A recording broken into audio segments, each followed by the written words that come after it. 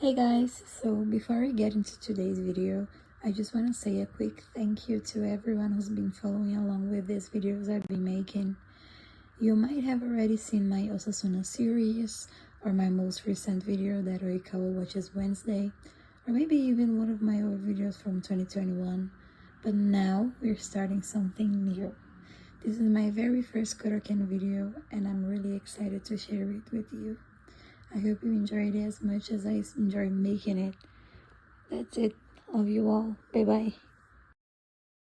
In the quiet corner of his room, Kenma streams his games to the world, focused on patterns and precision. But when a mysterious anonymous donor begins sending messages, his carefully controlled routine starts to shift. Between pixels, chat notifications, and the weight of unspoken words, Kenma must navigate curiosity, suspicion, and the pull of someone who seems to know him better than anyone else. The glow of the screen fills his room, soft light bouncing off the posters and the clutter stacked neatly in the corners. His fingers move across the keyboard in that automatic rhythm he's had for years, fast, precise, quiet. The sound of keystrokes and the low hum of the game are constant. The chat scrolls on the side, messages flashing too quickly for him to care about most of them. Kenma barely looks at the viewer count anymore, though he knows it's been higher lately. There's always someone there. Always noise. A notification pops up. Anonymous, sent 500 yen, nice play. He mutters into the mic without looking up, voice flat but audible.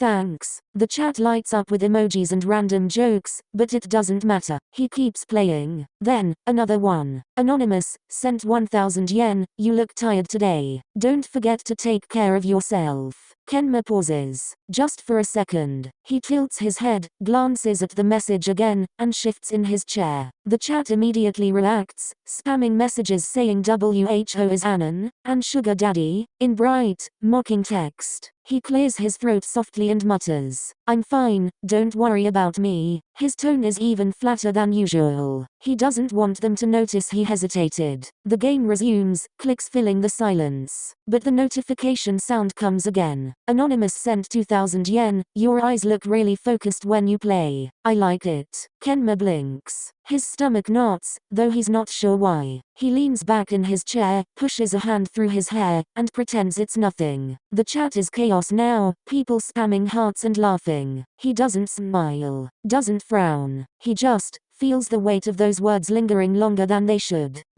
We're moving on. He mutters, turning his attention fully back to the game. But his thoughts are no longer completely on the screen. The donations stop. The chat cools down, shifting back to the usual noise, tips about the game, random jokes, people arguing over nothing. Kenma barely registers any of it. His attention lingers on that last line from the anonymous donor, words looping in the back of his head like an echo he didn't ask for. He keeps playing. An hour slips by without him noticing. The clock in the corner of his screen tells him it's late, way later than he should be up on a school night. His body's used to it, but tomorrow will be worse. A message pops up on his phone. He doesn't need to check the contact name. Only one person texts him this casually, this predictably. I can see your lights on. Go to sleep, Kenma. Seriously. Kenma sighs softly, rolling his chair back. He stares at the stream window for a second longer, chat still moving, a few viewers still hanging on. He debates whether to say anything, then just mumbles. Alright, that's it for today. Thanks for watching. He ends the stream. The silence in his room feels heavier without the clatter of the chat. Shoving the headset aside, he crawls into bed, phone resting loosely in his hand. Kyoru's text is still there, simple and bossy in that way Kyoru always is. Kenma doesn't bother replying. He turns the screen off and lies in the dark, eyes on the ceiling. Thoughts drift back to the anonymous messages. To the money, sure, but more to the words. They weren't just random. They were too specific, too personal. His chest feels tight, but not uncomfortably so, just restless. He closes his eyes, reminding himself he has school tomorrow, and practice. And if he's tired, Kyoru will notice.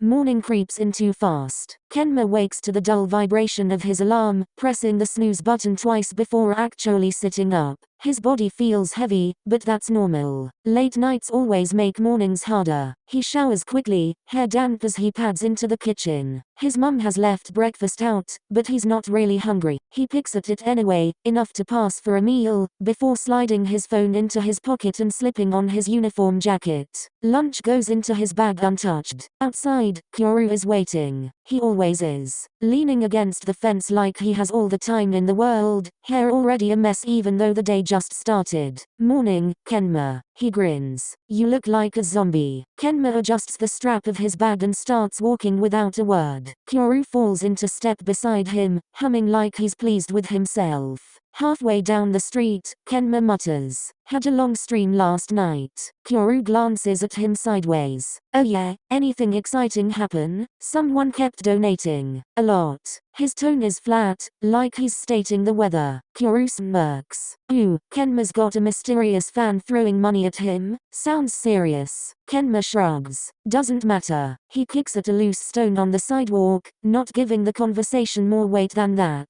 But Kuro doesn't let it go. "What if it's a confession? What if they are in love with you?" Kenma shoots him a dull look, unimpressed. "You're annoying." Kuro just laughs, loud and easy, like always. By the time they reach the gym, Kenma's already zoning out, the thought of drills and sweat making his eyelids heavier. They change into practice gear in silence, Kenma tugging his jersey over his head. When he steps out toward the court, Tora is already there, stretching. He grins the second he sees Kenma. "Yo, Kenma." "Morning, Tora. Saw your stream last night." Kenma blinks, stomach dropping slightly. He forgot Tora even watches sometimes. Tora laughs, loud and teasing. "That anonymous guy's crazy, huh? Dropping all that cash just to flirt with you. Dude's definitely obsessed." The words echo for a moment, and Kenma feels other heads turning, curious. He adjusts his grip on the ball in his hands, voice flat, unimpressed. "It's nothing. And it wasn't flirting. Probably just some guy or girl with too much money to care." Tora arches a brow, still grinning. Kenma exhales through his nose, already walking toward the court. Obviously they weren't flirting. "It's not like I'm attractive or something." Behind him, there's a pause. Kuro choking back a laugh into his fist, Lev already whispering something dramatic to Yaku, Tora making a confused face. Kenma doesn't bother turning around. He just steps onto the court. The squeak of sneakers against the polished floor fills his ears, rhythmic and almost comforting. He can almost forget about the chat, the donations, the anonymous messages. Almost. But the words stick. Probably just some guy or girl with too much money to care. He repeats it in his head like a mantra, trying to convince himself. The ball hits his hands again, hard and fast, and he reacts without thinking. Spike, pass, set. His body moves before his brain can wander. Good. Focus. Just volleyball. Nothing else matters. But then, that phrasing creeps back in. Your eyes look really focused when you play. I like it. Kenma shakes his head slightly. Ridiculous. Focused. Eyes. He's not. Why would anyone would notice his eyes? Practice feels like it could take him away from everything else if he lets it, but his mind keeps wandering back.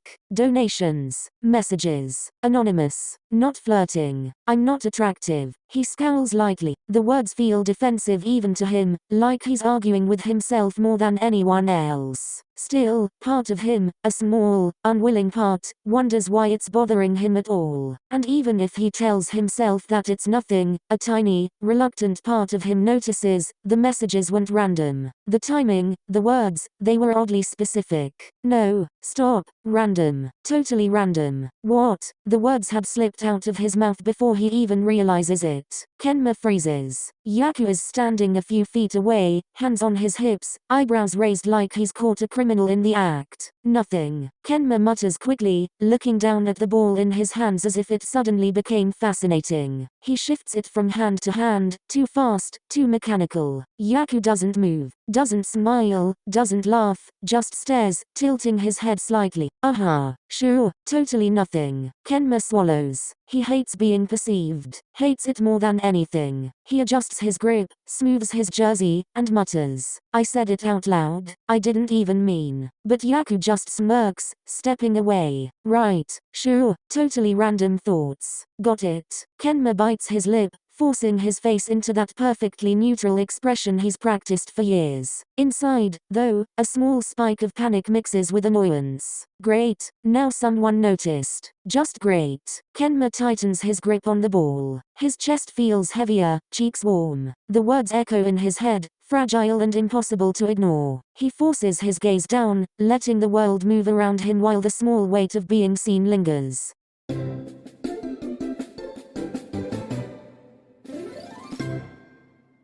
Kenma didn't wait for the whistle to echo off the gym walls before he was already tugging his bag over one shoulder. The sweat on his temples was still fresh, the hum of voices bouncing around the court like static, but his mind was fixed on escape. He slipped past a knot of teammates without looking up, eyes trained on the polished floor until the doors gave way to cooler air. Outside, the morning was shifting. The noise of sneakers on the court softened into the drone of students filling the halls. Tora fell into step beside him without needing to be asked, his energy still buzzing from practice but tempered enough to match Kenma's pace. "Man, Kuro was on you today," Tora said, stretching his arms behind his head as they walked. "I swear he was testing how long you'd last before snapping." Kenma shifted his grip on the strap of his bag, shrugging. "He always does that."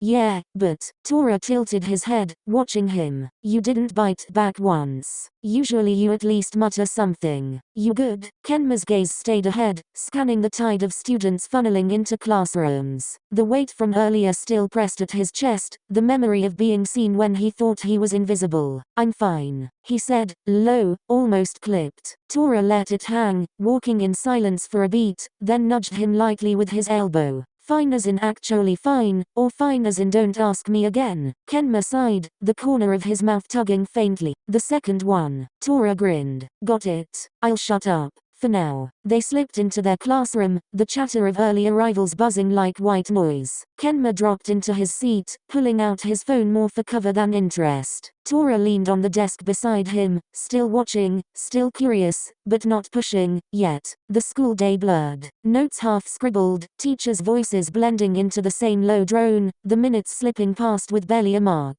Kenma didn't think about the message, didn't let himself. Every time it tried to surface, he shoved it back down, burying it beneath the routine. Open notebook, copy words, close notebook, move. By the time the final bell rang, he was already pulling on his jacket, following the current of students spilling toward the gym. The smell of floor polish and resin hit first, familiar and grounding. He changed into his uniform, tied his laces tight, and set his bag against the wall with the same ritual precision as always. The others were already warming up, their voices filling the space with easy energy. Tora waved him over, tossing a ball lightly in one hand. Kenma gave the faintest nod and moved to join them, but halfway across the court, his stomach turned. It was small at first. Just a weight low in his gut, a sudden drag to his steps. Then the edges of the gym lights grew too sharp, a brightness that pressed against his eyes. He stopped, one hand brushing his temple. "Oh, Kenma." Kuro's voice called from across the net, casual but sharp enough to cut through the haze. "You spacing out already?" Kenma blinked, trying to steady himself, but the ground didn't feel quite fixed. The noise of the gym was louder than usual, his heartbeat even louder still. He swallowed, throat dry. "I don't feel." The words trailed off as his knees almost buckled under him. Kenma's breath came shallow, uneven, the gym spinning in his vision like the court lines were sliding away from him. The chatter around him blurred into static. He tried to take a step, to shake it off, but his legs didn't answer right. Somewhere across the court, Kuro's voice cut through faint but distinct, the way it always seemed to find him. "Kenma." To be continued.